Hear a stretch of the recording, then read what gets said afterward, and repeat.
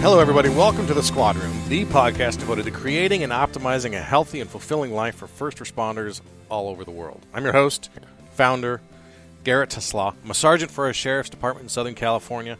I talk to experts in a variety of fields looking for those force multipliers that I can apply to my own life and then share with you. My goal is to help make you happier and healthier so that you can pursue our challenging careers with energy, clarity, and a commitment to our oath. Our guest today is a fantastic guy, Steve Pitts, former retired chief of Reno Police Department in Nevada. Steve was instrumental in implementing a wellness program at his agency that is the most comprehensive program I've ever heard of. We've had people on the show before, like Chief Ed Aceves from La Mesa and Diane Urban from Hayward PD, and other chiefs on who've talked about implementing fitness programs, and much to their credit, they've succeeded. But Steve's program takes it to a whole new level, and the people that he was able to partner with to make this happen are just top level class act kind of people. I mean, his nutrition expert was Rob Wolf. His kind of resilience expert was Dr. Eric Potterat, who was the chief psychologist for the Naval Special Warfare, and then moved to the LA Dodgers. So he had a top lipidologist and top doctors who were guiding his program as it was implemented and founded. And he will talk about the success of this program on the show. It is without question an unmitigated success. He was able to show his own city council a savings of 22-1 on the investments in this. And Steve is just, I got to meet Steve in January at a conference in LA where it was all about wellness and resiliency in officers. And his presentation was on the resiliency as a path to wellness. And he talked about how they implemented this program in Reno.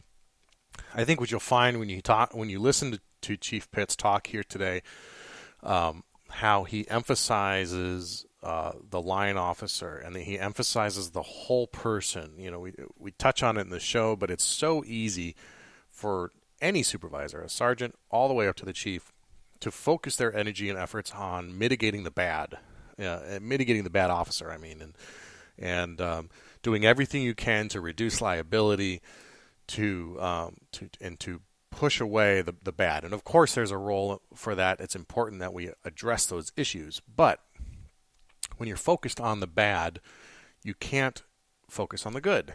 You can't be in two different divergent spots. And Chief Pitts really emphasized when he was at the department his efforts on making life better for the 99.99% of his officers that were excellent, hardworking people. And they did a great job. They were able to save. I have no question that as a result of his program, he was able to save lives at his department.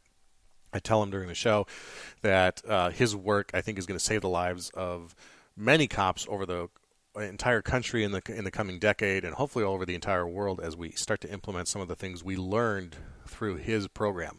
Much of the work that I do, much of the knowledge that I have about the importance of these things, the importance of a wellness program, is from reading what I could about what succeeded in Reno. A lot of that was through Rob Wolf and his work, but I got a lot out of that. So being able to talk to the chief directly, the guy who implemented the program, the guy who stood up at city council and said, this is important, this needs to happen, it was a real treat for me to get to talk to him, and for him to be such a leader and to emphasize the positive was so heartwarming to have that conversation and know that this was all coming from such a good place for him. He said something on the show, and I quoted him from his conference, and I think it just speaks volumes about the attitude that he has and the expectation he has of his people. But I wrote it down at the conference many months ago, and I brought it up again today, and I'm going to bring it up right now, is his quote of, "You cannot have high expectations without high support." And I really like that. And that was something that, as a supervisor who has high expectations, who's been told that he has high expectations, maybe unreasonable expectations, that I need to be cognizant and fair that I'm giving them as much support as I can, and that I can't have one without the other. So that was a great learning opportunity for me, too, in the broader context of law enforcement that I learned from Chief Pitts before he ever came on the show. So hopefully you learned something from him today. So here he is, Steve Pitts, former chief of Reno Police Department. Steve Pitts, thanks for being on the Squad Room. Welcome to the show. Thank you. I'm excited to have you because we got to meet back in LA a couple months ago, and you put on a presentation at this wellness conference that I went to, and I was just I had heard about your program, so you were famous in my own mind. That's all right. Yeah, but I'd heard about this program because of what I do here with the Squad Room, and I'd been wanting to talk to somebody specifically from Reno about your success there. So we'll get to that in a little bit. But as I just gave away, you are from Reno PD. You're the former chief of Reno. Yes, Can sir. you walk us through, just so people understand who you are, what your career path was like up through chief, and what assignments did you have, how long were you there, etc., that sort of stuff? Sure. I grew up in Oakland and Richmond, California, and started in Richmond PD, Richmond, California PD. And I was a Jarvis Gann Prop 13 kid because I was like 21. I was just a kid, and was in a reserve program there. Had been going through FTO, and then they cut, I think it's 28 or 30 officers due to Prop 13. So I had a buddy I'd played ball with, football. He had come to Nevada, and he called me a couple months later and said, "Hey, Steve, Reno PD's hiring." Never even thought about coming to Reno. Just thought I'd hang out in California and try to get back in, once things kind of settled down. So I came up in late '78, tested, was hired, started in early '79, and then ended up doing 36 here. And it's a typical path for me, academy, field training. I'd say early on there was an unfortunate and kind of interesting situation for me. We had an undercover officer kidnapped and murdered in a narcotics deal. His name was Jimmy Hoff.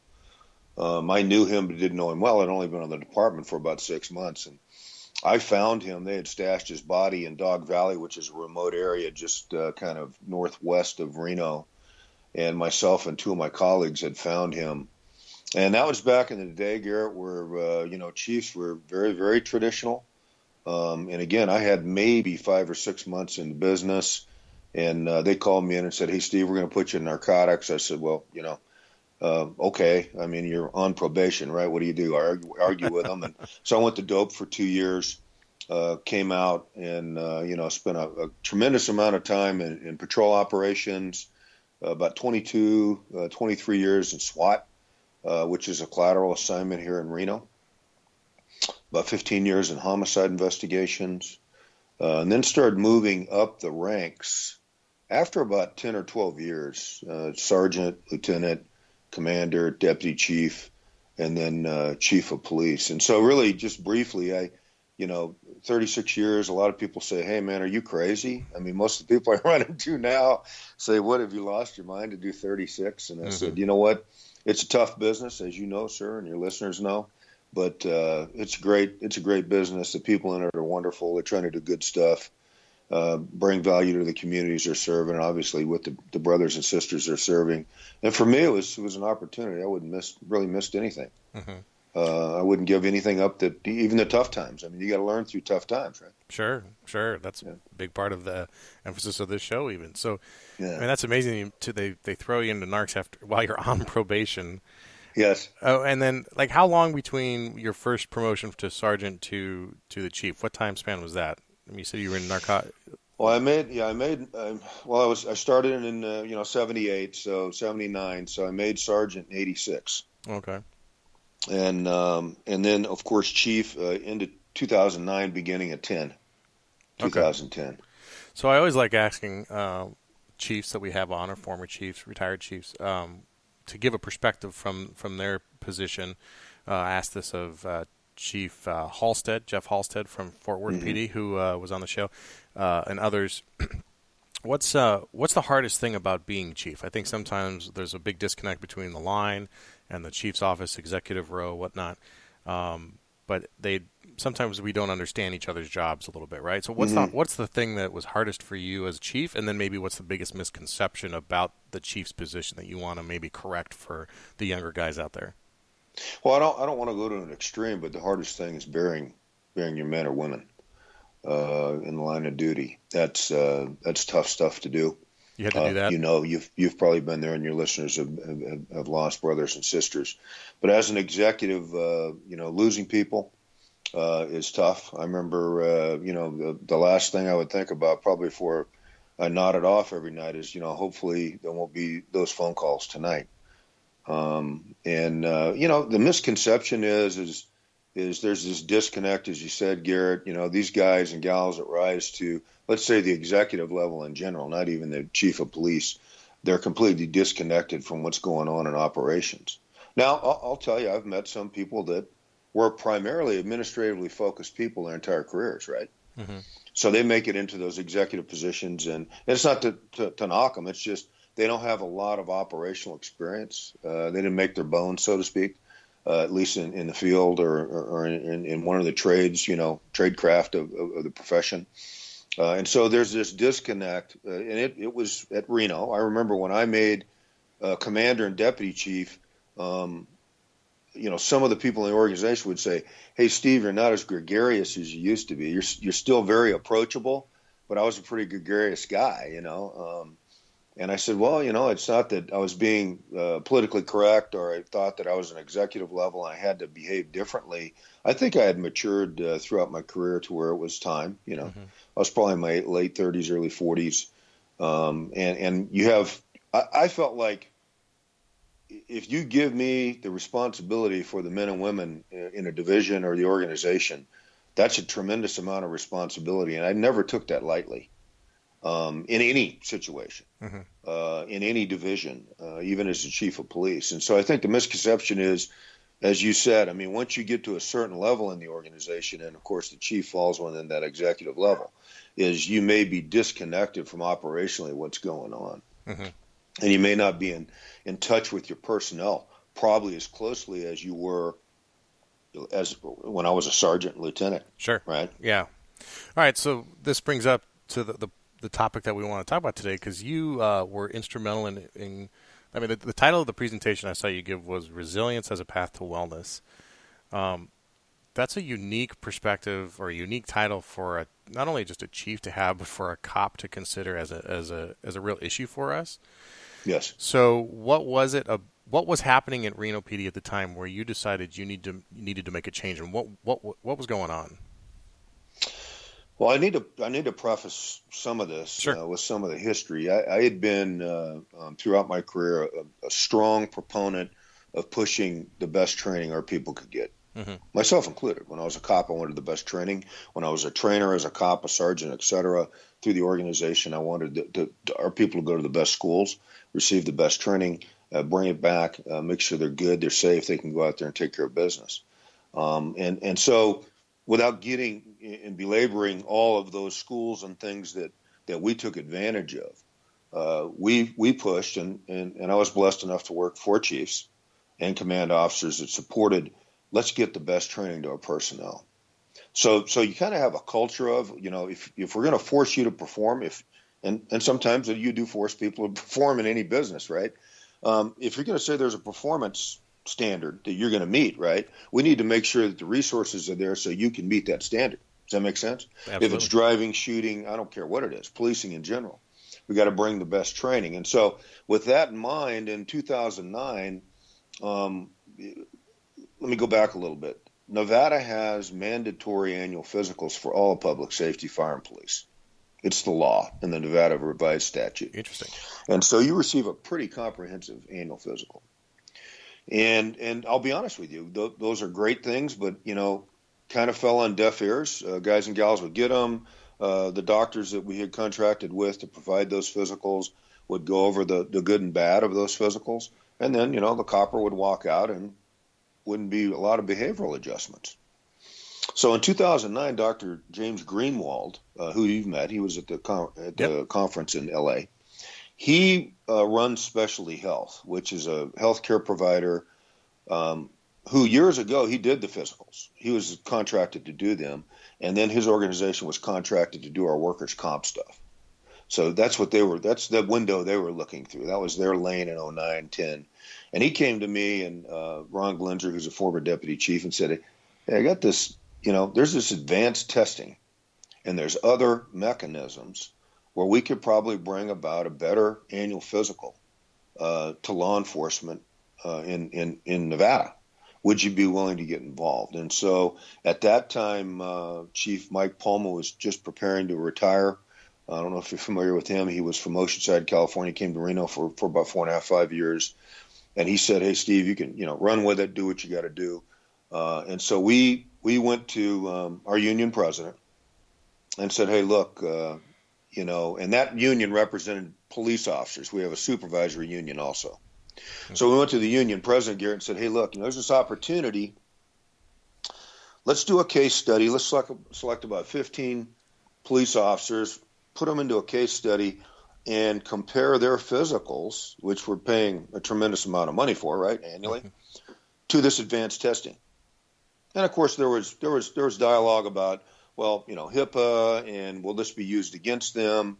And we said, absolutely not. We want to enter into an agreement with these 15, and you, meaning the union president and his board, to test them anonymously and see where we're really at. And so they agreed to that, and we picked 15 officers. And it's like I said in L.A. at the conference, is the thing that was interesting is we had in policing, we got some studs, women and female athletes, right? Absolutely. Mean, you work with a couple probably. Absolutely. We had some pretty, high-level athletes, triathletes, a couple, and other athletes within this 15. And so when you looked at their physicals, let's say for the last 5 years, right, before the advanced testing, they were solid, right? I mean, their lab work, all the stuff looked great. Once you did the advanced testing with the NMR test, which is what we used initially, you started to find these faults, primarily in blood glucose levels, potentially in a pre-diabetic state, also in the lab work under what we would just say your cardiovascular lab work, right? Your total cholesterol, HDL, and LDL. And I'll be honest with you, I was surprised at how advanced this test was. And it drills down on the NMR, okay, and the HDL lab test, which is a little bit more genetic. They really drill down much deeper than a general lab test we might get if we just go to an internist and do a quick, executive physical. So when we saw that, I mean, it was kind of in your face, and we went, well, we've been getting these physicals for years, and we're missing a lot of stuff here. So what we did is we put those 9 of the 15 had abnormalities in their labs. And so what we did is we provided nutritional advice through Specialty Health, obviously some other lifestyle change and stressor advice, and in some cases pharmacology was the only thing that was going to deal with it, right? So, and then what we saw after about 6 months is we had flipped all 9 of the 15. That's amazing. Yeah. So what I did then is I went to our council and mayor and said, look, we're in this great partnership. This is a great opportunity to take the lead on something that can impact policing for decades, not just at Reno, but in the United States. And they said, okay, Steve. So they actually gave me funding to fund, another 15. So what I would do annually is do between 15 and 20 or 25 and continue this similar case study. So that's how it started.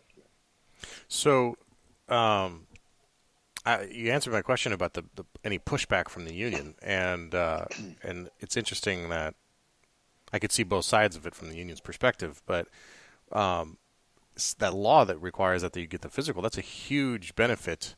I mean, not only to your officer if they take care of it and they use that information appropriately, but to have that baseline, you've got decades worth of blood work on people. Then, and when we talk about labs for people who are listening, we're specifically talking about blood work labs. Yes. And we can go into some of the more specifics, and I'm hoping to have Dr. Greenwald on the show and some of the others. So, but I guess by starting with a test group like that, and what was the reaction from the people the triathletes, the people who thought that they were fit? Skeptical, cops are, right? Cynical? You got to be kidding me. I want to get retested. Right. Yeah. I had a kid in my office who is, an absolute phenom athletically. 28, 29 years old. He's going over his stuff with me, and he's just going, Chief, this has got to be wrong. I said, well, we'll test you again. It's not wrong. If from what I've learned, I mean, I'm not a doctor. I want to make sure, obviously, that your listeners don't think I'm trying to talk like I am. I'm not. Mm-hmm. I've just been involved and blessed to be involved in a program for 7 years, and so I understand the vernacular and obviously the systems within it. But I would say, kid 29, stud athlete, you're going to have a heart attack by the time you're 35 or 40, and it's probably going to be fatal. Because we know under 40, heart attacks don't go well, right? Especially in men. And so the athletes were surprised, but you know what? To their credit, they engaged, and then they flipped those numbers, and then they became kind of ambassadors for the next groups of 15 or 20 that came in. It's interesting. And what about? I mean, did you have identified like overweight or obviously out of shape officers in this case study? We did. The first 15, we picked like 5 freaks of nature, right? Right. 5 normal guys and gals, and then 5 that were probably, obese, kind of the picture of needing some type of intervention. Sure. But what I found interesting in your presentation, too, was that when you took away being able to look at the person and you were just looking at numbers on a sheet from their blood work, how similar they were, these different populations, right? And how all of these things are hidden underneath our skin that we're not finding out about, right? And I don't remember if it was you that had the slide of Dr. Scheinberg from Texas. He's a cardiologist and a lieutenant with Cedar Park Police, and he's been on this show. And we've gone into the weeds on LDL and HDL and the importance of those advanced tests. I think a lot of people miss that your standard, you get blood work, quote unquote, and it's your LDL, HDL, your triglycerides, your total cholesterol. But that test is, 1975, if I remember, is when that test was created. It's at least 40 years old. Yeah, it's so out of date. And there's so many more tests out there now that are the big part of, the HDL size. And I'm going to pause on getting into it because I'm just going to get it wrong and I don't want to give people the wrong impression. The reason I want to talk to you, though, is the implementation of this. So you had this doctor who came to you. You, as the chief, had this buy-in. I mean, did you go through this program yourself as well at some point? I went through with the first 15. Mm-hmm. And again, humbly, I'll say that I've trained. I'm 60. I've trained very hard my entire life, physically, cardiovascularly, and I had 30 years of perfect physicals. Mm-hmm. Well, I get my NMR, and I'm looking at it going, you got to be kidding me. So what I had was a high particle number of LDL. I think I mentioned this at the conference. And so what they told me was, they said, okay, Steve, you're already kind of about 80% paleo, and I hope your listeners understand paleo versus, traditional dietary guidelines. Yeah. I'm sure they do. Most coppers do. But they said, go a little bit more, go 90, 95%. So my wife and I did that because we were empty nesters, and it knocked my numbers down about 50. Wow. That's it. So what they ended up doing with me is putting me on a super low dose of a statin, which knocked my numbers in half in 2 months. Wow. I had I'll tell you something funny. There's one ahead. doctor from Chicago, Finley Brown. He's a kind of legendary lipidologist in America. So I'm talking to him on the phone, and I go, hey, same thing the kids did when they came to my office. Right? I can't believe this, Chief. I said, this has absolutely got to be wrong. He goes, Steve, listen, there's certain genetic gifts that you get from your parents or your grandparents. There's just nothing you can do about it. Mm-hmm. He goes, you could drink water and eat grass for the rest of your life, and your LDL small particles numbers would stay right there. Mm-hmm. It's genetics. Yeah. And the only way to modify yours are through low-dose statin, all right? Now, we did modify several officers through dietary changes, okay? Mm-hmm. There's, I think we've made advancements in policing as far as nutrition and exercise, but guys and gals are still having to hit the drive-through, or they go through I guess you could say a temporary fasting period during a 10 or 12-hour shift, right? Yeah. Because they're running and gunning, and then they eat trash when they get off. So and it's not necessarily fast food, but what they do is they kind of binge eat when they get done. Yeah. Just to catch up, right? Yeah, just to catch up. When you're tired, your brain is shutting off, and your hypothalamus is fatigued, mm-hmm. and telling your body to crave fats and salt and all those things. It's this weird vicious cycle. And so what? But to combat that, then what you do these tests? But what else did Reno institute to support the officers in going through this? You mentioned the nutrition advice, but Yes. and I would say too that you got involved with Rob Wolf at some point during this. Yes. Rob's very close with us at Reno PD. Yeah, he and I mean you just mentioned most people know who listen to this know what paleo is, and I'm guessing most of the listeners know who Rob Wolf is. But he's maybe not the founder of the paleo movement, but he's certainly the leader, the tip of the spear. He is. He was a direct mentee of Dr. Lauren Credane, who kind of started the paleo idea. But Rob's books, The Paleo Solution, and he's got a new one, Wired to Eat, really they're probably the Bibles of the paleo movement, I guess, at this point. And you had him right there to consult with. He's a biochemist. He knows what he's talking about with this stuff. So anyway, that was more of a long explanation. But what are some of the things that Reno did to support the officers as they needed to make these changes? Well, similar to what I mentioned just previously about this, trying to develop this culture, right? Mm-hmm. Of if you're going to require performance, we're going to provide a resource. So what I did is met with people in the organization, officers, sergeants, and people at the executive level that were interested in discussing and developing this, maturing it. Excuse me. And they said, hey, Chief,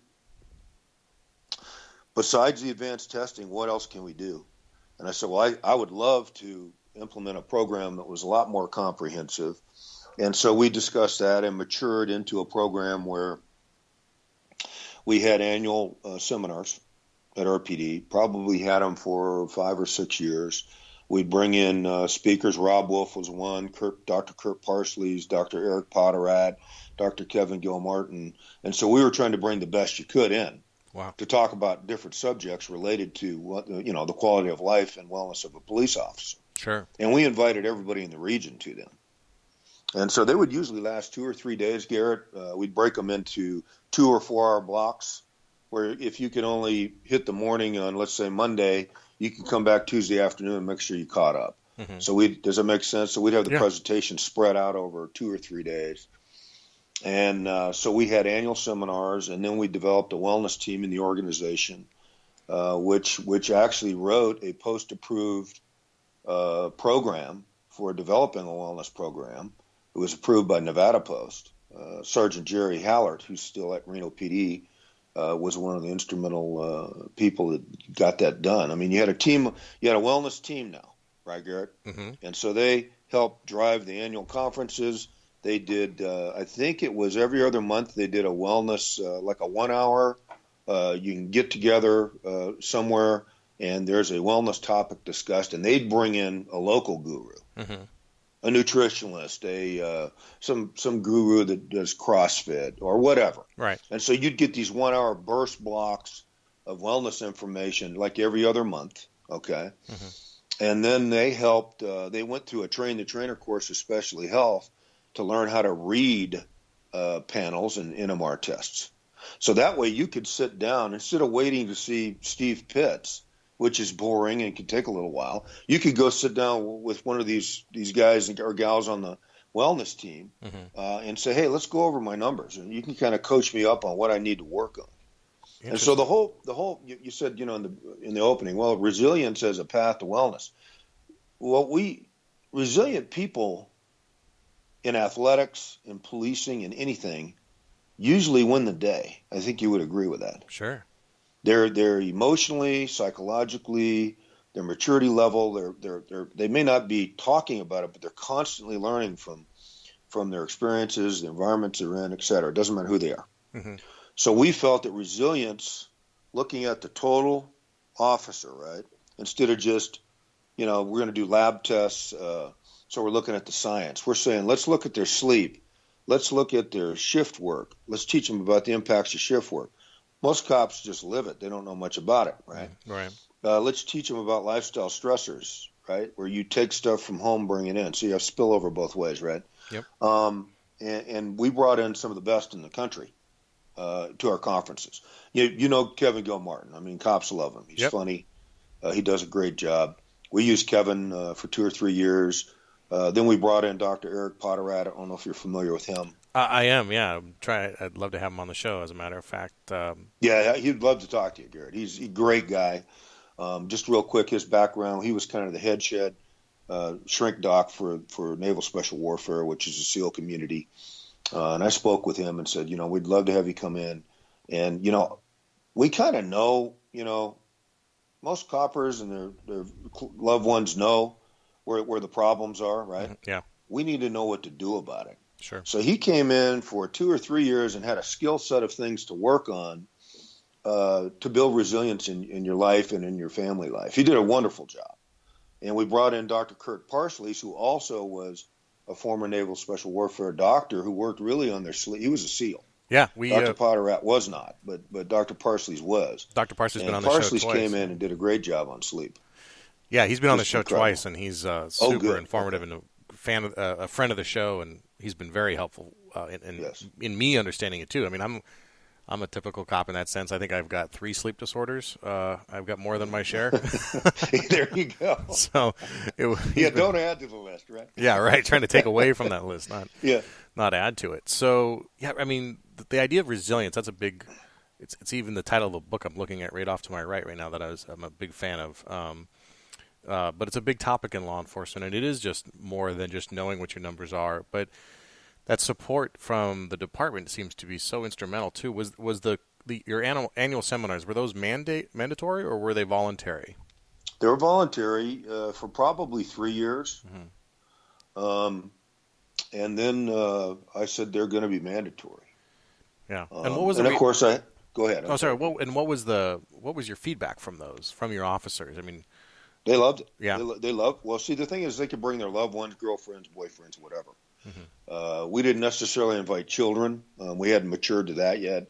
Looking at the law enforcement family and home, but we looked at the couples, the wives, significant others, and there was a lot of wives and significant others that would come, and so they really enjoyed it. When I made it mandatory, the reason I did is Eric Potterat was coming in, and it's not like Rob was there, Rob Wolf, excuse me.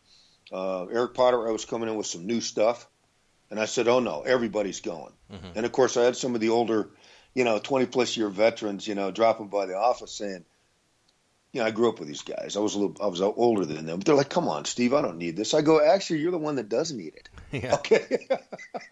You've been in the business a long time. There's that ebb and flow, right? Mm-hmm. You go through. And then, when you get ready to go, you need to be ready for that psychologically. So these are just life skills that Eric was going to share with you about a variety of things you could apply them to. And so then I made it mandatory. Now, and I don't know if the department's still doing those, mm-hmm. okay? But the people loved them. They really enjoyed it. Well, I think it's, people, you said something. I actually have the quote right in front of me because I wrote it down during the conference because you said it. And you said, you cannot have high expectations without high support. That's right. That's an exact quote from what you said at the conference, and you kind of rephrased it here earlier. But it seems to me that when you, as an organization, as the guy in charge of the organization, and you emphasize something that isn't the kind of thing, like you're not focused here on liability for, their ability to go shoot their firearm or their ability to arrest a subject and their Archon training, arrest them without using use of force. And, so much of our ongoing or in-service training, in a certain way, is protecting against liability or accidents. And sure. That can get mentally cumbersome sometimes, especially to those guys who've got 20 years on and, yes. The sensitivity training and all that sort of stuff, it can be a little overbearing sometimes. And to have a department go out of their way to give you something that is proactive and really focused on you, yes. I think is, I would imagine, and correct me if I'm wrong, but my hypothesis with that is that you created an organization which was closer as a community as a result. And I tried to. Yeah, we tried to. We tried to. The thing is, Garrett, I don't want to get too zen-ish, but please do. No, it's just that it's like I said, you can't have high expectations with no resources, right? It's limited resources, so we're going to bring the best to bear. I used to talk to other chiefs, when I was a chief, and they would focus, some of them, it's not to be hypercritical, it's just the nature of the business, right? Yeah. They would be so focused on the negative, the politics, the political correctness that they were dealing with, the internal personnel issues. And I would focus on those things too. They're important, right? You've got to answer to those as a chief of police, especially your governing body or the community. But I'd tell them, I'd say, hey man, 99% of your people are working their butts off trying to do the right thing. Quit focusing on the one. Mm-hmm. You got to deal with them. You see what I'm saying? Yeah. Focus on the 99. All right. Because they're out there working hard, trying to do a good job for the organization, for their brothers and sisters, for the community, whatever, for the industry. They may not voice that every day or very often, but I feel in their hearts they're doing that. Mm-hmm. And so don't focus on that 1% that want to, flip the apple cart of 99 that are working hard to get the job done. Yeah. Yeah, no, I think that's a great attitude, and it can get easily overlooked, just in the day-to-day sprint of running a department and answering to a city council and a city manager, or for the sheriffs, the elected officials, and the board of supervisors. I think, and for anyone, I mean, even as a frontline supervisor myself, I'm a sergeant, and the sprint of a daily shift of running from assisting on call to call to approving reports to making sure the schedule's done and answering the lieutenant's questions. Exactly. Like it's really easy to put that stuff aside and not think it's important, but it's probably the most important thing that we do. Yes. Because like and as you presented, a tired cop is a cop that makes mistakes. Exactly. A cop that's stressed at home is a cop that might use improper use of force at work. Exactly. It is all encompassing, right? And yes.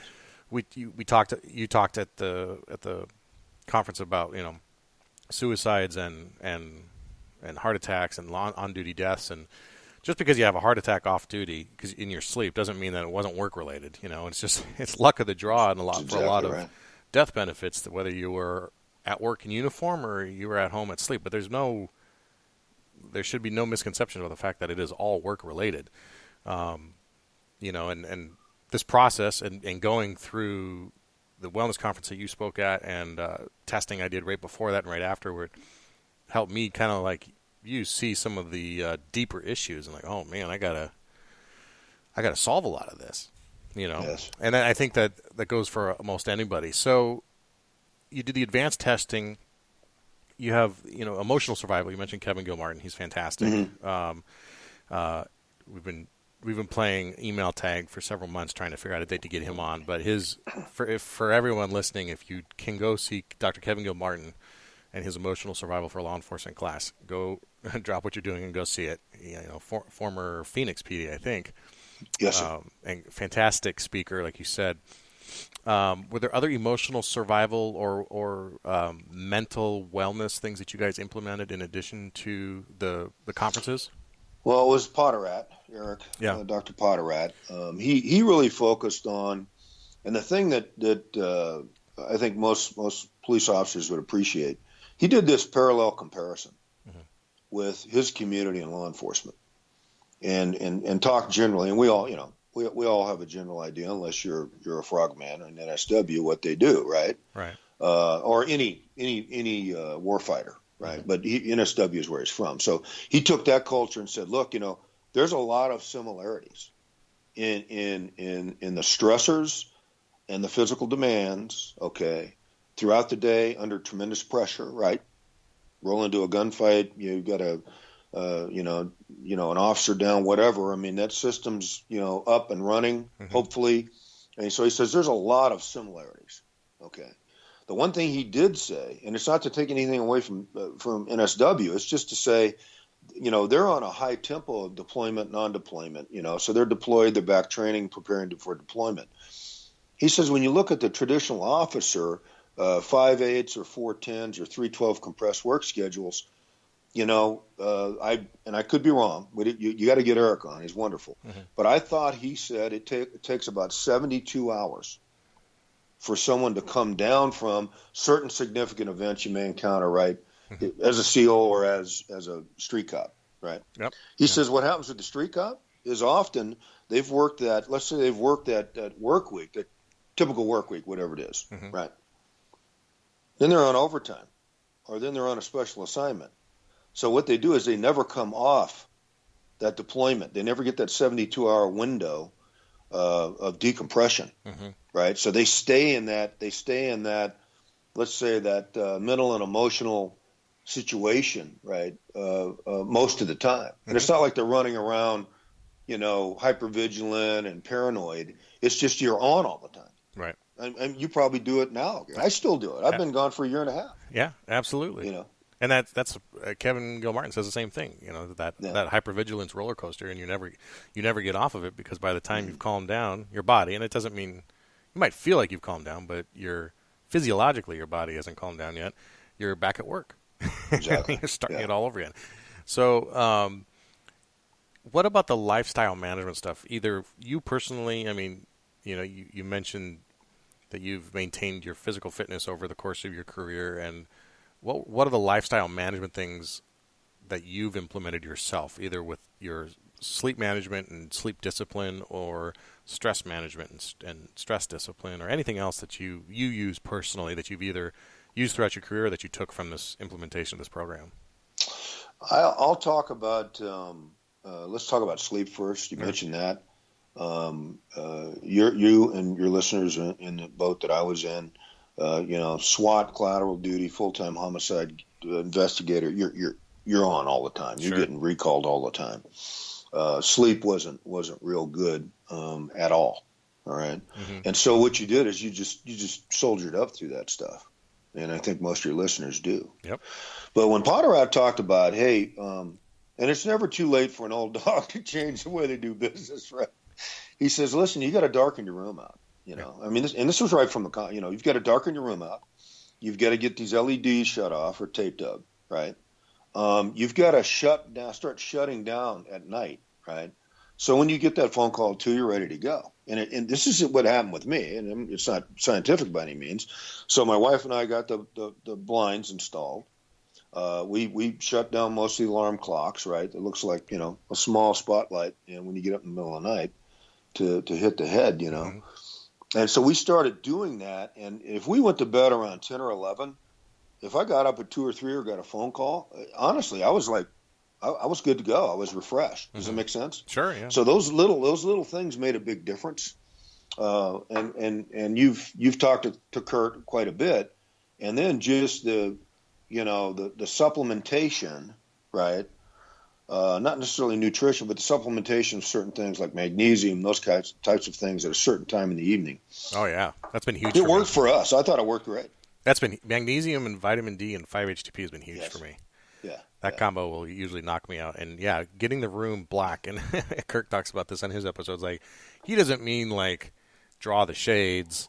He means black. Like the guy travels he travels with aluminum foil so that he can tape it over the little lights on the smoke detector, right? So that there's just no light coming into the room. It works. Yeah, it does. It absolutely does. We finally got our room dialed in, and I noticed a huge difference. Yes. Especially, sleeping during the day, which is a huge challenge. Yeah. What about stress? I mean, what are the things you do to mitigate stress, or that you had your officers doing?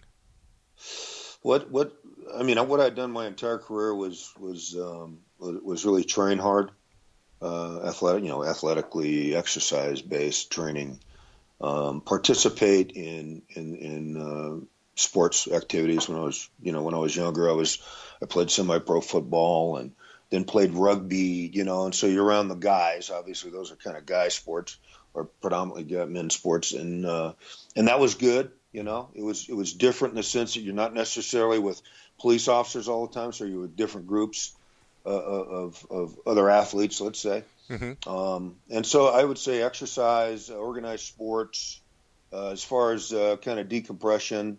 I tried meditation. I wasn't real good at it. I remember the best way that worked for me was I would usually get up about 4:30 in the morning when I was on a regular shift, like a day shift or modified days. And I would just spend about 10 minutes. That's all I could do, before you needed to get going. And just not really in a meditative state, but just kind of working on my breathing. if that makes sense. Yeah. I would just count my breath, which is obviously one of the techniques, obviously meditation. And so I got good at that. And I would just spend, 10 minutes getting ready for the day just through counting breath and then just hit the road and do what you got to do, Yeah. I wasn't a guy that brought a lot of stuff home. I obviously had a family. I was very, very low key. Same with you, bro. I mean, you go out and something happens in your community, you get home, the kids and the wife are asking about it. Well, I'd always just kind of downplay it and just kind of, tell a shorter version of what occurred. Mm-hmm. And I think I was kind of blessed there. I just never really brought a lot of stuff in the house. Yeah. So that was good. So, I mean, the skills that Eric had, a couple of them that I'll share with you real quick, not to bore you or your listeners, is goal setting, right?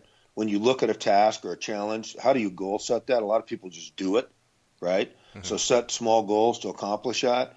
And then goal setting within a segment. So you have goal setting and segmenting. I don't know if you've looked at some of his stuff. I'm not familiar with this part. Okay, so segmenting is, let's say it was a workout. Let's say it was an investigation. Let's say it's a call. You're on the street, a high risk call. You goal set. You set these goals within a segmented period. It could be of time. It could be of a duration, basically. So segmenting is a manageable way to attain goals and really eat the elephant one bite at a time, win the day. Does that make sense? Sure. Yeah. I've used that. I've shared that with people. They love it. They've used segmenting, compartmentalization. That's a double-edged sword. But we've all got stuff that we probably don't voice publicly or even with our significant others about that you deal with, right? Could be from the job or whatever. Mm-hmm. You've got to learn to label that. And I don't want to take away anything from Eric Potterat. He's brilliant at this stuff. But the way I did it was I would label those things and compartmentalize them. Where kind of go back to, hey, I'm going to focus on the 99%. I haven't forgot about this, but it's not going to be in my face. Mm-hmm. Does that make sense? Sure. I've labeled it. There's some things I can do to manage it right now. So I compartmentalized it, and I'm going to go back and manage it later. Does that make sense? Absolutely. I mean, you can shift to it when you need to, yes. But it's just like anything else. Riding a bike, skiing, you go where you're looking, right? Exactly. Yeah. And you go towards the positive. You go towards the healthy, yes. Because if you're looking that way.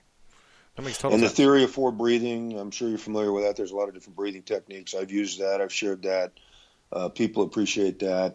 The positive self-talk, I might do that. You might do it. I don't consciously do it. Does that make sense? Sure, yeah. But the things Eric had shared with us, they worked for me.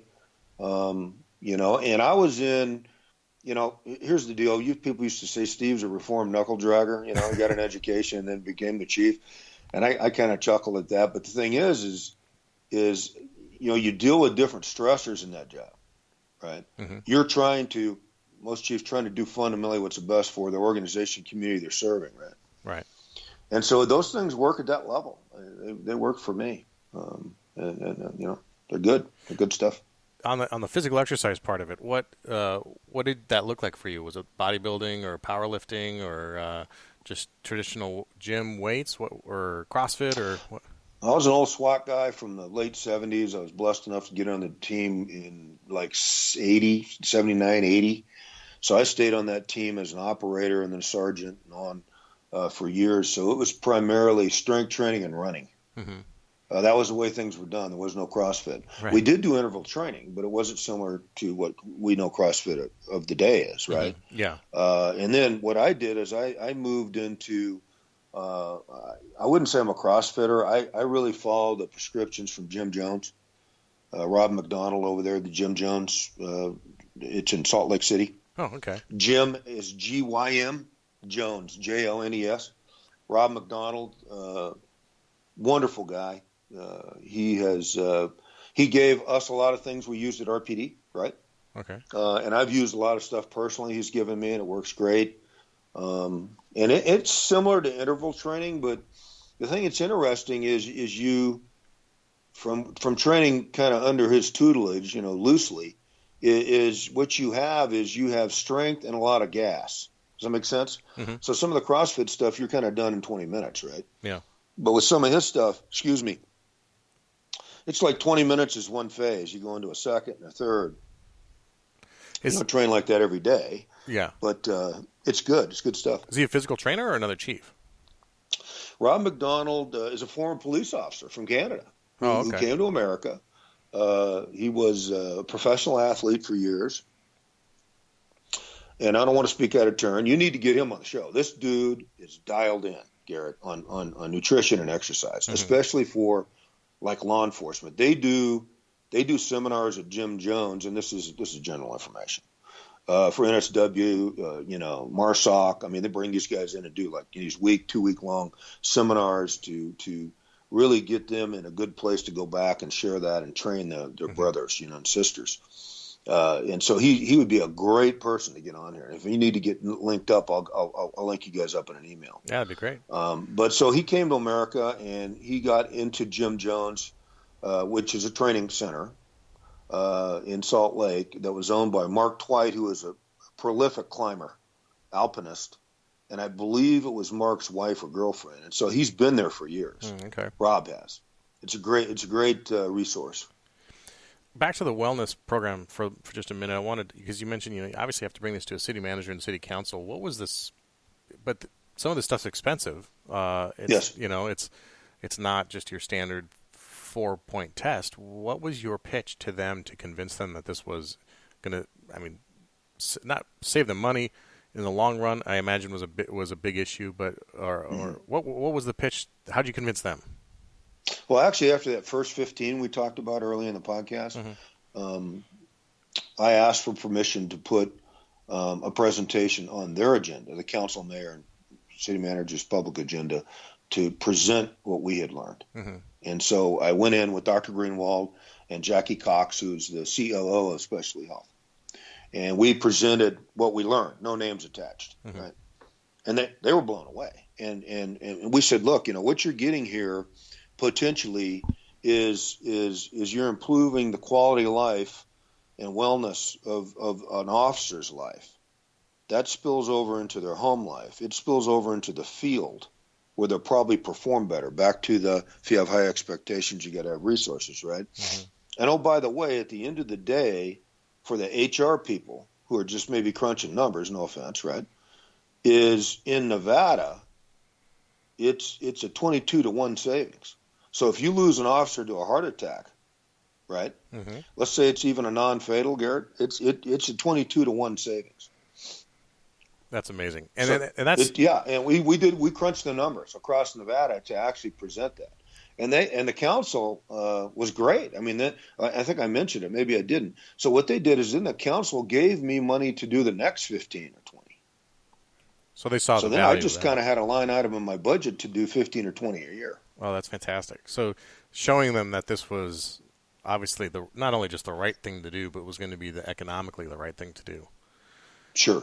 And had you had experience with an officer having a work comp-related heart attack or major injury like that? Yeah, we had. I mean, we had lost a couple of officers, non-fatals, to cardiovascular disease or heart attack. Yeah. For me, it wasn't, and I don't want to take away from it. That's huge, right? I think I cited in the conference in L.A., but 13 to 15% of the fatals every year are cardiovascular events on duty and their fatalities. Yeah. And it's rising. And then we, of course, talked, as you mentioned, how about all the ones that are off duty that are never accounted for, at least in that evaluation, right? Yeah. And so, for me, it was a bigger picture thing. Hey, look, you have cardiovascular disease. Now you have DM2 creeping up on everybody, diabetes, right? Yeah. That nobody's really, that's not fair to the medical community, that I think is a silent killer that most cops just aren't paying attention to. You're absolutely right. I can say that with comfort. They're just like, hey, my glucose is 115. I'm fine. I can get it down. They never do. It keeps going up. You see what I'm saying? So I was kind of looking, kind of bigger picture, all encompassing. Because, of course, a lot of this, to include insulin resistance, there's some evidence and scientific evidence that medical evidence that supports it leads to certain types of cancers. Yeah. In general populations, that will include law enforcement. Yeah, absolutely. Yeah, I should preface too. We talk about labs and we talk a lot about cholesterol and HDL, but so much of that, type 2 diabetes, pre-diabetes, metabolic syndrome, those are huge issues for cops. And there are plenty of cops. I mean, Dr. Cucuzella, who was at the conference as well, yes. We chatted about blood work, and the day after the conference, and I'll tell him this when he comes on the show, I bought a glucose monitor just to start checking, because I had a borderline high blood glucose reading and hemoglobin A1C rating. Blood glucose, for people, just real quick, that's kind of a snapshot of in time of what your blood glucose is on fasting for the night before, and hemoglobin A1C is kind of your average blood glucose over the course of about 3 months. But both were a little high. High enough that, but it's interesting that you say the medical community, high enough that my doctor didn't catch it and just thought, you're fine. Gotcha. Versus talking with someone like Dr. Cucuzella and Dr. Greenwald at the conference, who were throwing up red flags with it and saying, whoa, you got to look at it in the context of these other numbers too. And it was really identified pre-diabetes out of that. And so it's one of those things too that is going to affect not just the overly or obviously obese cop. It's going to be something that your thin cops, your exactly. freaks of nature, as you call them, they might, just by sheer nature of the results of the work we do and the conditions that we work in, they could be pre-diabetic too. And this is not something that, if you are in great shape and you've got your six-pack and your short sleeve Class A is tight because of those muscles, means that you get to have a free pass on this, right? That's exactly right. And something else I'd like to throw on here that usually doesn't get discussed a lot. You heard about it at the conference generally, is Rob Wolf started talking to our people in probably 2010, 2011 about this whole process of inflammation. Yeah. And how it contributes to all these other risks. And it's not just CRP, which is a measure in your blood of cardiac risk, protective factors, I believe it is, reactive protein, I mean. But it's just this, the way you eat, the way you live your life, the environment that our men and women are operating in, like you said, run and gun sometimes, right? Mm-hmm. Not necessarily taking care of themselves as well as they could. It creates this tremendous amount of potential for tremendous amount of inflammation, which causes all kinds of problems. Mm-hmm. And Rob started talking to our people, like I said, 2011. Yeah. So it became a pretty general conversational piece, about inflammation. People are always trying to knock their inflammation down. If it's with diet, if it's with utilizing supplements like, fish oils or krill oils or whatever, trying to get that inflammation down. Yeah, that's a big issue. And something I experienced when I did strict paleo, and I've talked it ad nauseum on the show, so I don't rehash it entirely, but huge success when I just went strict paleo for 6 weeks and then moderate for a while after that. The maintenance of it is not the easiest thing, especially with 2 young kids. Exactly. So I'm eating something totally different than the rest of the family. But yeah, we're learning that inflammation is such a huge thing. I'm reading Grain Brain right now by Dr. Perlmutter, which basically ties, if Rob's book talks about inflammation in the context of physical problems with your body, Grain Brain is basically all of the mental problems that come with inflammation in the brain from wheat and gluten and excess sugar. Okay. And it's scary. It's ties to everything, and it ties those things back to the physical too. Everything seems to relate to inflammation and overconsumption of sugars. Exactly. And that's a whole other podcast, but I won't bore you with asking questions about it, because I wanted to. This was about how we implement how and what kind of programs should be implemented at a police agency. So I'm in California, and we don't have physicals. We don't have mandatory fitness tests every year. In fact, there's many unions that push back against that on behalf of the overweight or out of shape we can't even write off a gym membership in California. Because unless you have that test to be on SWAT or something like that, where you have to pass it, just being generally physically capable is not a reason to write off your gym membership here Sure. at least according to my accountant and several others. But how do we change this? I mean, you retired and you chose to, rather than just sit back, you travel all over the country giving this presentation and talking and trying to convince people that this is that important. How do we implement that in states where we don't have this kind of predisposition towards the physicals and that sort of stuff? Well, I think I'll give you some suggestions. I would maybe start grassroots. I mean, I don't care if your organization's 2,000 or 50. If you get a group of guys and gals together and say, look, you know what, we want to start a wellness team in the organization, and here's the scope of what we want to look at. It may not start out with the science lab work. It may start with another form of resiliency through training, resources, and things that may be appropriate for that culture in your organization.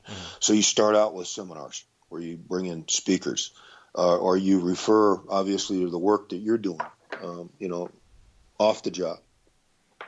Garrett's got some podcasts, from Potterat or Parsley's or Rob Wolf, and you need to spend time or show those and start bringing people in groups. Make it, if you make it too long, Garrett, people will end up not coming after a while. Yeah. What we found is that 1 hour window, and it's not like it's a Evelyn Wood course where it's just it's a speed read, but you have somebody come in, they nail it, and there's a Q&A.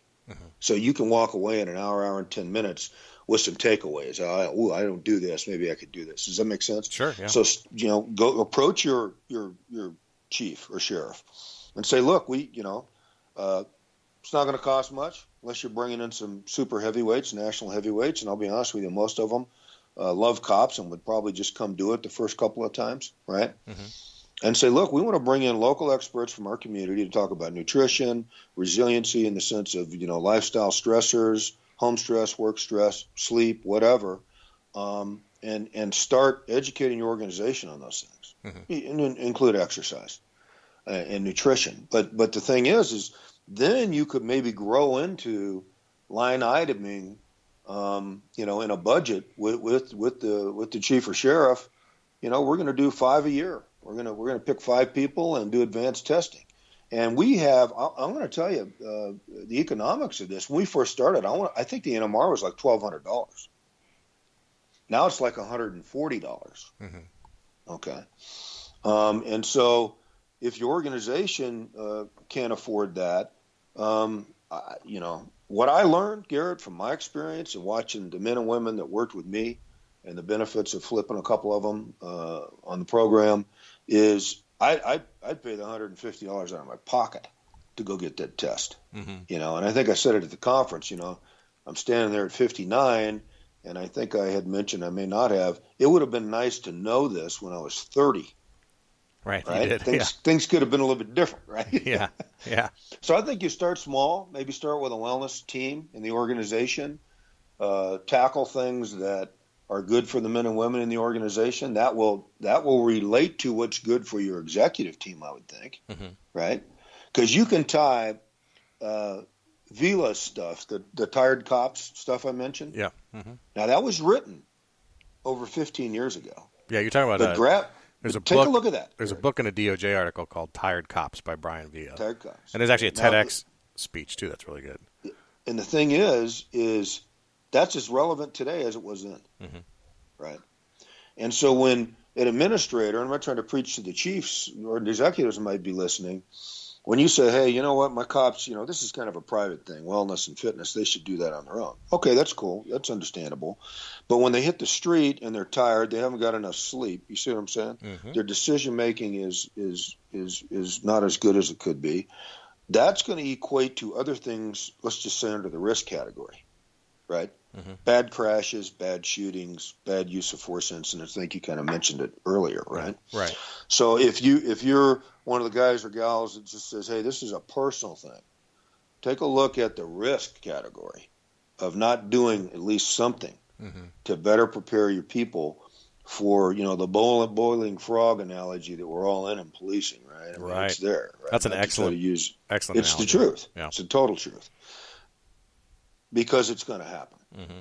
Right? Statistically, we know it's just a matter of time, right? Mm-hmm. And so I think that's the way I would recommend it. I had huge organizations say, hey, Steve, how, 2,500 cops. Hey, what if I start out with a couple hundred? I say, what I would do is, even if you were at 2,500, I'd still start with about 20. Get your team formed. Start, with 20 guys and gals. See how that works. It'll take 6 months to a year to kind of evaluate the effectiveness or the lack of effectiveness of your programs. That makes sense? Mm-hmm. Depending on what the components are. And so start small and score early. Score some wins early. Mm-hmm. And then do what you can to make sure that your people are ready to go out there every day. And that's a little piece, but you know what? It makes a big difference. Yeah. I think it does. Yeah. Oh, yeah. 100%. Steve, for people who, or if there are chiefs listening or command who want to implement some of this stuff, is there a way for them to reach out to you, ask some questions, get a hold of you, to have you present Absolutely. this? How do they do that? Yeah, absolutely. Just email me at all lowercase Steve Pitts, Pitts. The number is 1826 @gmail.com. And I'll post. And I'll make sure you have any resources you need. We'll make sure that they're available to any chiefs, anybody in law enforcement that's listening. And I'll post that into the show notes too, so people can go to thesquadroom.net. If they don't have a pen and paper in front of them right now, they can go to thesquadroom.net and find your episode, and that'll all be there too, so they can reach out to you. I think it's important for anyone trying to implement stuff like this. This is something that's going on at my department that we've been trying to juggle for a long time in the midst of budget cuts and changing priorities and changing, even changing command staff throws everything off. So, yes, exactly. It flips everything around, yeah. Yeah, so it's a fight. It's a good fight. We appreciate you being, really just a leader in this, and it's so crucial to have a benchmark, a successful benchmark to look to point to in that staff meeting and say, look, they did it. It's possible. It can be done. It can be done right, and it can be done holistically and comprehensively. So I think in 10, 15 years, when this is a common thing and we're not having this conversation anymore because it's part of just the part of the agency, that you are going to be in that very select group of people who are pointed to as the founders of this idea and the leaders in this idea. And so thank you for that. Thank you. I said it at the conference, and I'm not much for PC or self-ingratulation, but I think law enforcement's got a bad rap here in the last couple of years. And I'll say what one of our former chiefs used to say all the time. Dick Kirkland said, no offense to the other industries, but primarily your listeners are law enforcement. Yeah. He'd say, listen, there's two professions that are the most noble in the world, have been for years, centuries in the case of the soldier, in the military, and in law enforcement. Those are the two, right? And I always believed that, and it wasn't an emotional thing because you're out there doing it every day. You see it, right? Mm-hmm. And I think that we've got a bad rap. I think there's been a narrative out there for the last, let's say 4 or more years that have given us a bad rap. And it goes back to probably that less than 0.1%. Sure. Right? Mm-hmm. Who make, tremendous mistakes or intentionally do things that don't represent us that well. But there's that 99 and 9/10 that are noble, that are adding value, that are working hard every day to get the job done, and they deserve the best training and the best resources so they can go out there and get that stuff done. And that's what this has always been about. So that's fantastic. Steve, thanks for your time today. Appreciate you being on the show. Thank you. You guys stay strong, stay safe.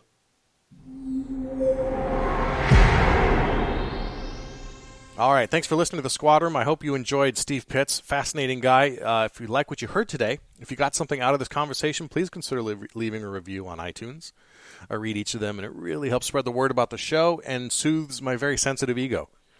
If you heard something today that you know a friend or a loved one needs to hear, please tell them about the show. You can go to thesquadroom.net and email this episode directly to anyone you want. You can also share it on Facebook, share it on LinkedIn, Reddit, all sorts of different places.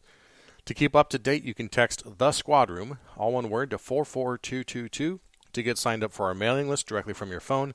You can also follow me on Instagram and Twitter at The Squad Room or on Facebook.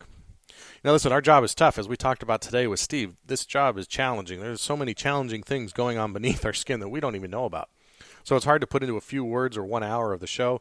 But if you want to reach out, start a conversation, ask a question, please reach out to me, Garrett@thesquadroom.net. That's 2 R's, 2 T's in Garrett.